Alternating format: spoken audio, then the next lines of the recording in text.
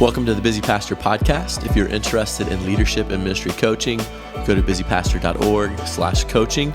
Join the Busy Pastor community today by going to busypastor.org, filling out the form, and you will receive more free resources, starting with our Fab 5 resource, helping you determine the 5 things only you can do.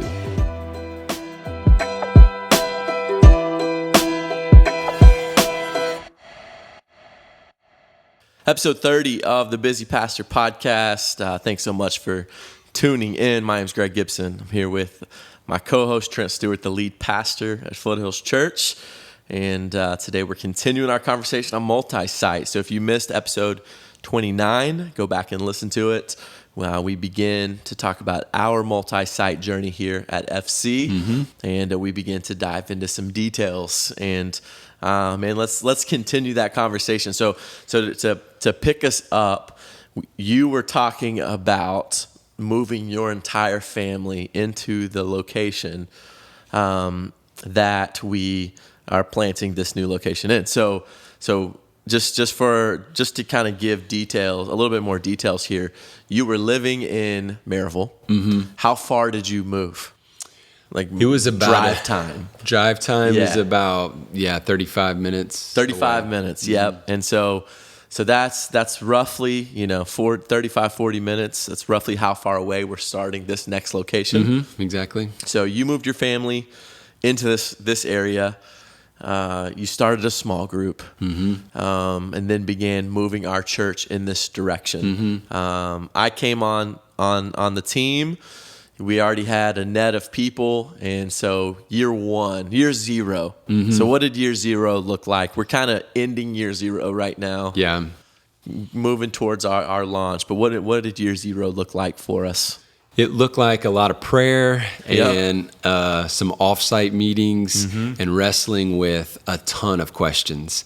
And so we had to identify and answer some really hard questions about what it would look like and how it would function and how leadership would play out, like not necessarily like org chart, but kind of, how are the systems going to work, and who's answering to who, and who's, holding who accountable.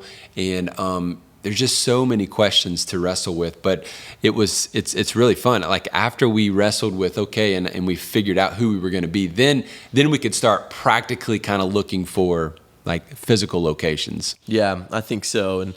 And so I remember one of the first things we did was an offsite where we just wrote out every single question we could think of. Yeah. So there was like 30 questions that we were thinking about. We dwindled it down to like 2 days of conversation. So it was like 10 to 12.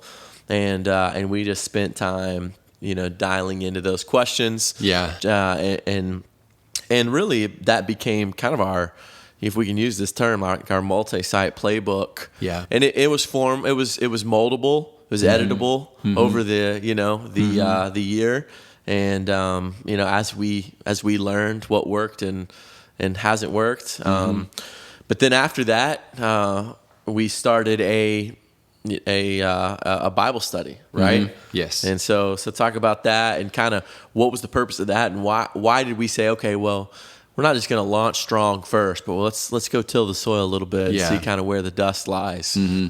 So we had the small group that had started, and then you came on board, and then we regathered that group. But then we also said, if you're living in the Knoxville area, then you come to this Bible study as well. Right. And it was essentially a short-term group that didn't necessarily function as a small group for us, but it was kind of like a gathering pot. Yeah. So we could gather as many people in that area, and we met at a hotel in that location and went through a study together. And in that we were, it was, studying the Bible, yes, growing, yes, meeting new people and building some relationships. And then it was also continually casting that vision for what's next and casting that vision for what we're doing here. Right. And so that gave us kind of a holding tank and an easy win because we knew we had people in that area, and we knew that people were going to be there. So we kind of were able to start with, okay, this is like a real room with real people, and we can start gathering, together some people. And of course they were still attending, the location in Maryville for Sunday morning, but that was a good start for us. Yeah, it was a good start of, it wasn't a small group. There was more than 50 people there. So it was more of a Bible study, casting vision. And you're just getting to know all those people and building relationships. Highly relational. And it also gave those folks that were committed something to invite their friends to. Right. So that was important too. They could invite their neighbors, and they could invite. And so now all of a sudden, okay, now we're kind of growing, this location, and it hasn't even really started. Right. So 6 weeks of that, out of that group, we were able to start 4 small groups. There was another group, like you said, already happening. So now we've got 5 small groups in this context now, and then we started kind of praying through what was next. We did a night of worship as we got closer to Christmas, and again, everyone who was already a part of that launch team came to that. And in those small groups attended that, and they also brought friends. And that was a night of genuine, just like praying for the city, praying for what God would have us to do, praying that for God's wisdom and blessing on that. So that was a huge win and good step for us as well. Yeah, and then for the last 6 months we've just been continuing to. I used this term earlier, but just kind of till the soil in Bearden along with our ministry calendar. Yeah. So in March, right before Easter, we do what we call a Let's Go week, and that's just we're out in the community doing service projects. So we're doing that in this community. We're about to start this location in. Heavy emphasis for Easter in this community that we're about to start this location in. We started another Bible study and had, 20-ish people come to that, and then a couple more small groups were beginning to form. And before you know it, man, we've got small groups, and now we're looking for a location. Yeah, which is our next conversation and question I want to ask you. Yeah. So as you've been thinking about, praying for a location in this context, what were your initial prayers? Yeah. What did that look like for you, and how are you casting vision towards that? Well, we were looking for a retail space, and we were looking for a space that we could fit about 350 people into an auditorium. Right. And so we were looking for that, and then obviously we needed about 8 rooms for kids. So, we're looking for 8 rooms, that we could fit 10 to 12, kids in for childcare. We're looking for 350 seats.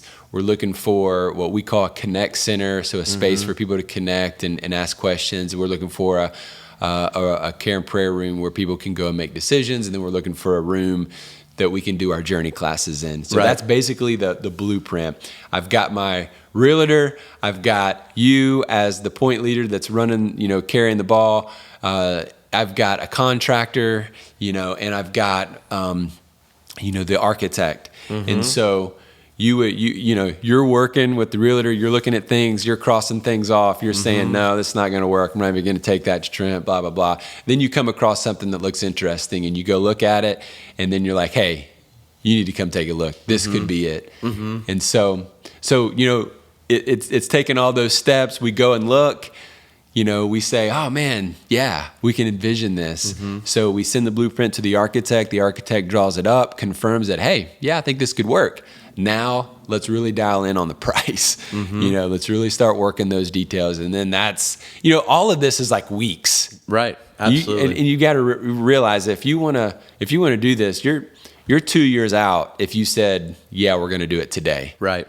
Yes, we want to do it. Well, you're at least 2 years out. And so that's why if you think you're moving in this direction and you have a burden for it, go ahead and start taking steps towards that. Right. Because you can't just get to a point and say, okay, hey, we're ready to start a location and then we're going to do it this fall.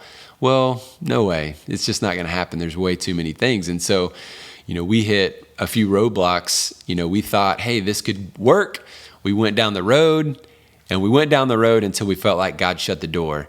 And he did that a few times on a few spaces after we had plans and after we had, even an architect plan and even a contractor who gave us a budget for a space. Right. And then the next step for us was kind of the door closing. Yeah. And so then we felt like, okay, well, this isn't it. And let's go to the next one. And, you got to be willing to grind, and you've got to be willing to, continue to push forward when that happens. Yeah. So as we're working the plan and we're praying and doors are opening and doors are closing, what happens next? Kind of where we're at right now. Yeah. We finally came to a point to where we had somebody in our church who was teaching at a middle school, at Bearden Middle School. Mm-hmm. And they gave the suggestion and actually talked to the principal there. And so they kind of said, hey, I talked to our principal and he said that you guys could meet here. Have you thought about that? Right. And we were not leaning toward the school. And the reason, because when we started, I just, the grind of setting up and taking down, I was just in my heart, like kind of closed off to that idea. Mm-hmm. But as often happens in our life, what we plan is not necessarily what God plans. And so we decided to go look. Right. And you went to look first, and you came back and you were like, you got to see it. I think it's going to work. So hesitantly, I was like, all right, I'll go take a look. I don't think it's going to work. Yep. But it's almost instantaneously when I walked onto the campus, I was like, oh my gosh, this is going to work. This is where God wants us. And I walked into it, and they have an auditorium there, look around. It was like, man, this is it. And it's a feeling, it's months and months, in this case, years of prayer and the grind of all the other things. And then the sense that, this is it. And then from there, you work through all the details. Yeah. Again, why you have to have a guy doing this, because there's so much front end work and leg work that goes into this, that as my role requires me to do other things, I can't do that. And that's why, having someone like you that has a heart for this and that desire to work through all those details. And finally we did. Yeah. I think if God has given you a desire to multiply your church and in your community, man, and we mentioned the story of Nehemiah here a lot, and on this last few podcasts, last few episodes, we've mentioned a lot. But at the end of Nehemiah chapter 1, he prays and he asks God, to give him everything that he needed to kind of take this vision that God had given him and start working on it. Mm-hmm. And the last sentence of chapter 1 is, and I was cupbearer to the king. And I love that because in the story of Nehemiah, in God's sovereignty and his grace, he placed Nehemiah right where he needed to be, but before he even had the burden that came, or the vision to rebuild the walls. Mm-hmm. And he was right where he needed to be to get permission from the king. And I think you're going to experience similar cupbearer to the king stories in your life and in your journey when it comes to leading your church into multiplication. And I think this, was one of those for us. Mm-hmm. We are praying, you have this burden to be in Bearden. All at the same time, the principal at Bearden Middle School is saying, I'm praying for a church to be in our building for years. Kind of same prayers are happening, and the details are put in place by God even before they're connecting, in front of us. And that's what God does, right? When you feel that burden and you feel him leading, he's going to show up financially. Yeah. He's going to show up for the location. He's going to show up for the staff member. And that's what our faith journey is all about. It's trusting him, right? Taking the next step that we know to take. And God worked it out and is working it out. God works it out, and God shows up in how he leads through his peace. Philippians 4, like every door that was closed, and we had a peace about it closing. Yeah. And we have a peace about where he's leading us, for this next location. And I think you're going to experience that and have your own cupbearer to the king stories and celebrations as well. And so, talking about space for us, we are moving into the middle school. We are going to have this journey of setting up and tearing down. We're going to have an army of volunteers who are assisting and helping with that process. At the same time, we're going to be looking for a permanent space. Sure.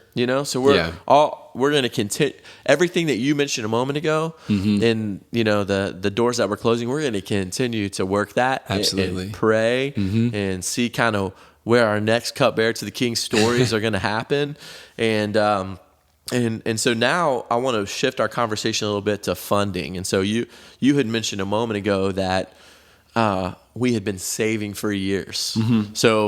So why did you? There's so many things that are tyranny of the urgent when it comes to where budget goes and where spending happens. Why did you start saving years ago? For a next location. Well, I just believe that the Lord is going to open up and allow us to do things as we have the margin to do them.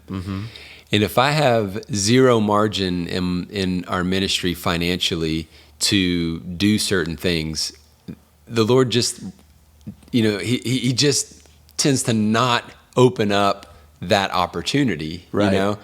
And so when he sees the faithfulness of saving and storing, as well as starting small groups, and as well as taking ground, so to speak, for the gospel in a certain area, then I just think his blessing and his how he uses us changes. But if I don't have any margin in the budget, that's just practically speaking, like you can't expect God just to, God, give me $1 million, one day. Right. And when you do that, then I'll know that you want us to go start a new location. Right. Well, that's just dumb. That's just not what God expects. He expects us to be faithful. He gave us a brain.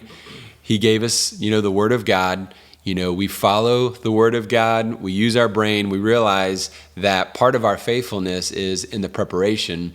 And as we pray, we prepare for what we hope. Now, God might have said with that money, he might have said no to this location, and he might have stirred our heart to plant a church somewhere else or to do whatever. Right. But if we don't have, the margin to do something, then, we can't really expect his hand of opportunity to move us in a direction. Yeah, so that faithfulness to that burden that you had, you were able to save some money, put it aside, and with that, we were, able to, when the time was to come, you were able to push play and have the runway available for us. We were able to go to the bank and say, hey, this is the savings that we have. This is the people that we have on the team. This is the commitments, that are already there. Yeah. And it changes the conversation absolutely a little bit, And thankfully, like with with the building, that was the direction. But now with a school, we've cut our operation, cost in half. And so, sometimes the Lord will steer you, for what's best. And I think that's exactly what he did here. And so now this isn't about getting a loan. This is about using what we've saved. That's right. And so a couple more questions. So terminology. So we're, what are we using? Campus, location, what, and why? We're using the word location. And so it's really nuances and, it's kind of. Sure. Yeah. Yeah. On how we use these terms and you say tomato, I say tomato, but for us, like the idea of a campus has really become its own animal.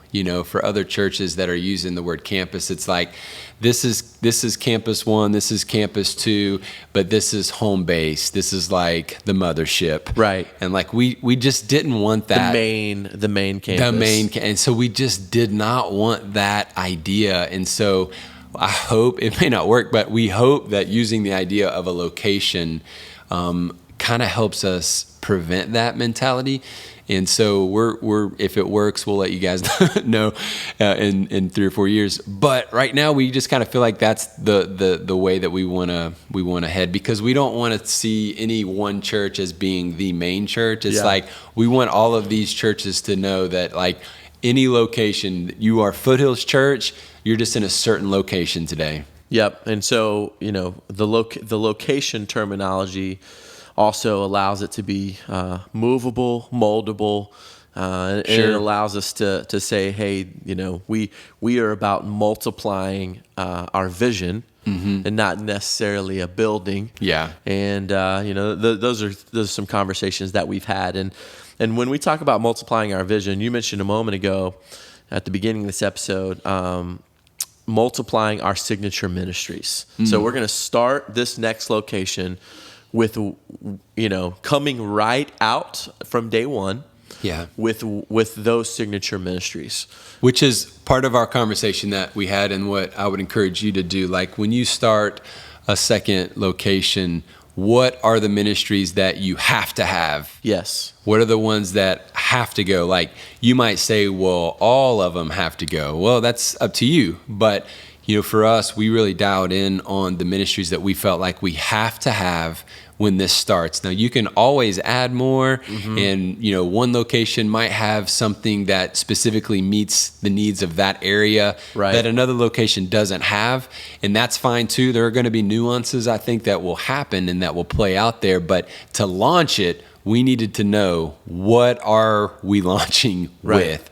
And because that helps us know what the budget's going to be, and then what kind of staffing and volunteers we need to actually, get it going. Yeah, and those signature ministries, are our worship. So Sunday morning, our guest services, our small groups. So we want to have small groups at all times. Sure. Our journey process. You can go back and listen to our discipleship strategy episode and hear us talk about, for a couple episodes, our journey process. And then also our family ministries. Yes. So our kids stuff as well. And so, students. Those 5 things, every time we multiply location, we are multiplying those ministries. Yeah. And then we're open-handed with our supporting ministries. Like you said, if it's a college ministry that we need because we're close to a campus, or if it's a local missions outreach team that we need because of a certain need in an area. Yeah. I mean, those things are definitely going to be contextual as well. So, and I think on that same lane, you're talking about what ministries do you start with, and then we're also asking, what does success look like? And I think that's a good, determining factor, because everybody kind of defines success differently. But what does launching this campus or this location, what does success look like? Is there a certain number? Is there a certain idea? Is there a certain thing that we want to try to do? But I think identifying what that is helps us, as we move forward as well. Yeah, and for us, we've got a clear timeline now. So, what does our timeline look like, between now and September, kind of high level, what are your hopes and prayers kind of for the next several weeks? Yeah, well, we do hope that people in our Maryville location are excited and passionate about it. We do, pray that God uses this to really reach people with the gospel. And so we're excited about how that is going to unfold. And, we're just continuing to prayerfully be ready for obstacles and ready to address situations that come up. But, our goal is to launch in September.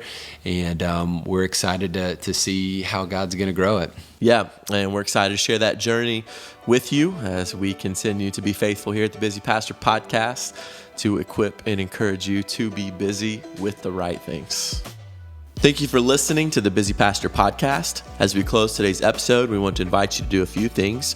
Join the Busy Pastor community today by going to busypastor.org and filling out the form.